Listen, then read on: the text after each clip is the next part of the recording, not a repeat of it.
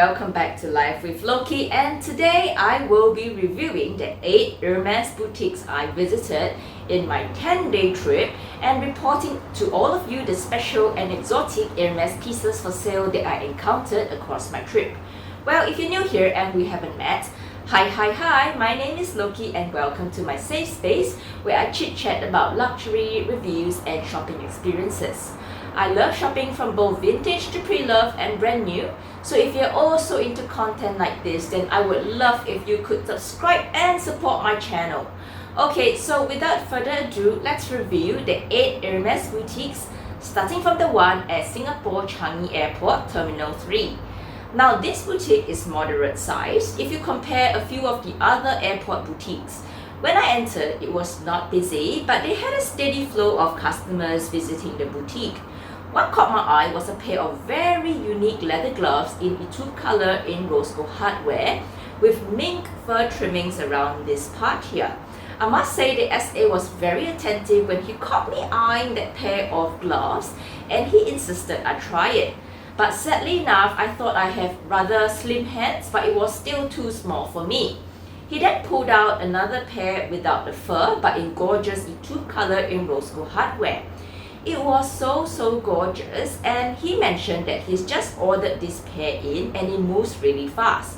But unfortunately, I actually don't need a pair of gloves, so I had to pass on that. Well, moving on to the display bags, one that caught my eye was an airbag in chai color with the bright sea gala design on the front. Oh my god, it was so gorgeous, but it was not for sale. And they also had a Constance wallet in pale green crocodile, a Constance to go in gold on gold hardware, and a Kelly to go on display where the SA was so kind to show me both of them, where we could open up, look through it, compare and contrast the interior of both of them. I also managed to visit the Hermes boutique at Terminal 2 at Changi Airport when I returned, and the SA was so lovely as well. Somehow they are so friendly and we chit-chat from everything about travel to the different Hermes boutiques and the things that we saw over there. There was a beautiful marble silk scarf on display in the bright sea gala design, which now I regret not buying because I soon learned that it is very rare, and I'm hoping to start my collection of marble scarves. Maybe next time, now that I've learned my lesson. After which we took the scenic route to France, which also meant that we had the chance to visit the Hermes boutique at Abu Dhabi International Airport. Now this boutique is small, but there was so much going on inside. First up, I eyed some cute mini pop H earrings and the pop H necklace. I was spoiled for choice with colors for the necklaces. There were a few mini pop H earrings as well, with the new colors like Verfis and pale pink in rose gold hardware, which was absolutely gorgeous as well. The SA was very friendly and approachable and was excited to bring out all the pieces for me to try on. I also spotted a Constance slim wallet in their display, and interestingly enough, that was also for sale. It was in gold leather in palladium hardware. Now the fine leather, the fine jewelry and basic jewelry pieces in the display shelf was also very well stocked. They had the very sought after farandole necklace, which I regretted not picking up as well because when I revisited the store on my return trip, it was already sold out. But honestly, for a small boutique, it had very good inventory. Now, the third boutique was the flagship boutique at Faubourg Saint-Honoré in Paris. This boutique was my first pit stop to collect my Hermes Uakua bag back from the spa, and of course I was intending to splurge at the boutique as well. Somehow they were in preparation for a private event going on that day, hence the entire shoe section was cordoned off and the main center floor with where the leather desk was also boarded up, which meant it was more packed with customers but had less inventory on display. I was after a few items, but the boutique inventory was very poor at the time. I had to queue at each department before I had my turn to discuss with an SA what I was interested in. Unfortunately, they were out of stock for many of the basic items I was after, and the contact with each SA felt very rushed and brief. However, the display shelves of Kellys and Birkins were a beautiful sight. just that it was an anomaly that day due to the special event they were getting ready for. Unfortunately, I did not purchase anything from the flagship store this round, but I believe if I was more determined and went back again after the event, I may have had better luck. Hermès was the other boutique that is a must go. Time and again, I am constantly blown away by the beautiful interior and curves of the wooden huts. I took special effort to visit the Petite H collection, which was an eye-opener for me and was a very creative section. The bookstore was a trove of treasure where I scored many beautiful sketchbooks this time. The customer service was amazing and certainly did not feel as rushed as I felt in the Faubourg Saint-Honoré boutique.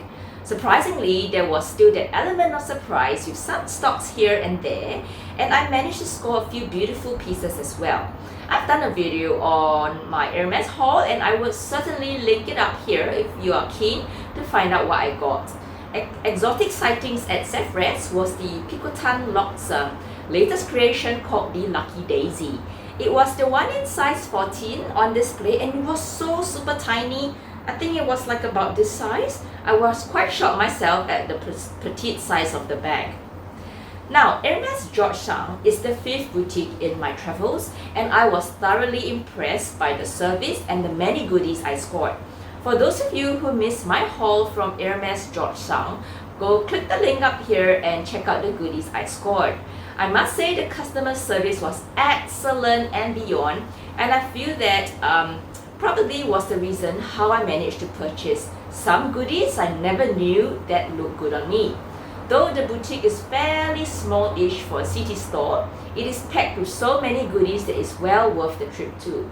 I felt a little intimidated by the greeter person initially, but otherwise shopping at Hermès George Sang was a dream, and hopefully I get to shop with the same SA again next time.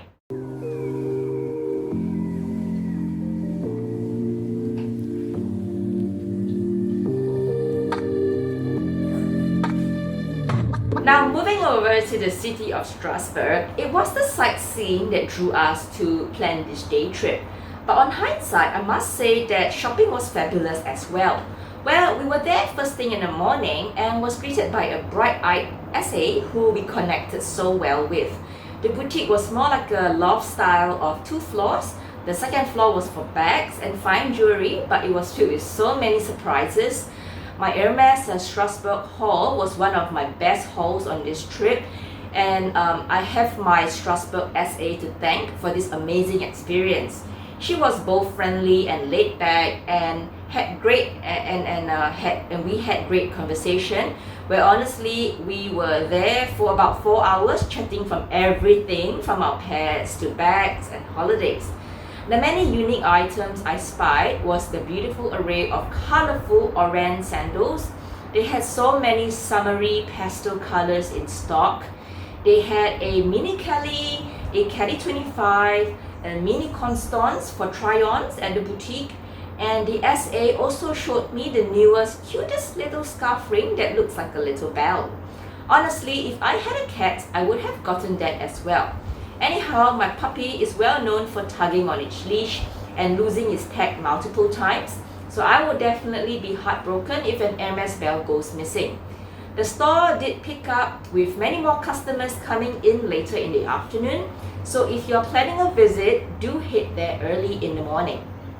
Now, over in Lyon, the much talked about boutique and very popular among tourists, this boutique was another amazing store. I was there mid-afternoon and there was absolutely no need to queue to enter. I didn't have a chance to explore the entire boutique, as by now I have already picked up almost everything I needed except for a few small leather goods and, fingers crossed, a bag. So, well, we looked through the SLG section and we didn't manage to connect on a personal level like with the SA in Strasbourg.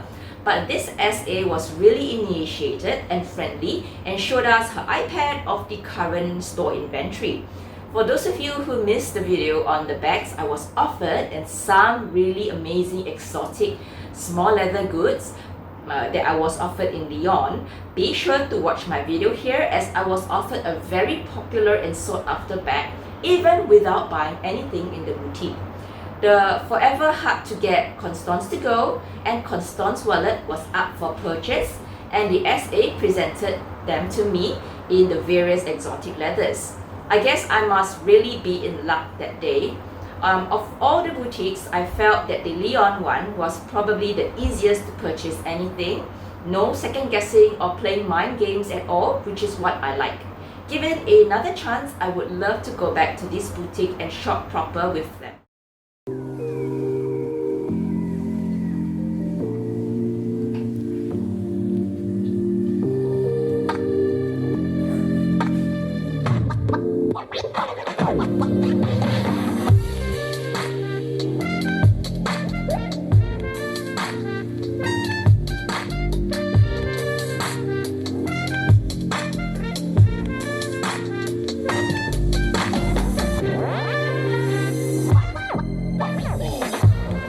On to our last pit stop, which is the Hermès boutique in Marseille. This was a fairly quiet boutique, also 2 stories high. I only got to see the shoes and the scarves and homeware section for this round. We waited for a while for an SA to be ready, and she was so pleasant with us. I finally found the last tully which is suitable for my Birkin to complete the look. Inventory wise, it was quite limited for scarves and SLG. I wanted to look for an Hermès wallet, but unfortunately they were all sold out as well. Although she did have these sketchbooks by Philippe Dumas, and they sell them as a full set at the boutique, I couldn't buy them individually. We chatted for quite a bit, and I really loved the relaxed vibe of this boutique. And if this boutique was my home store, I would definitely go back and shop with her, as the customer service experience was amazing. And of course, I could have added one more Hermès boutique to my list, which is the Hermès boutique at the airport terminal at Charles de Gaulle. But unfortunately, I had to catch a really early flight at 8 a.m. and the boutique only opened at 8 a.m. So I was destined not to be able to shop there. Overall, I thoroughly enjoyed myself checking out the various boutiques, and some I didn't quite explore thoroughly, as we were either pushed for time or was quite tired by the time we explored the place. Each boutique certainly has its charm, and I quite enjoyed the few new boutiques that I explored this round. I would definitely go back and visit my SAs again and catch up with all of them. Overall, I had low expectations of scoring anything, so I was a pretty satisfied customer. But ultimately, because some boutiques are overhyped on YouTube, some customers may expect to buy bags and the popular items. My general advice is go with an open mind, and things like this are fated. So if you made the right SA and when stocks arrive, then it's your lucky day. Ultimately, have fun and enjoy the sights and sceneries and culture the place has to offer. I hope you enjoyed today's video. Do give us a thumbs up or a super thanks if you found it helpful. And don't forget to subscribe if you haven't, because it will certainly give my channel a boost and help me and keep me motivated in producing and creating better videos and luxury content. Thank you for sticking around, and have a lovely week, Queens. Goodbye.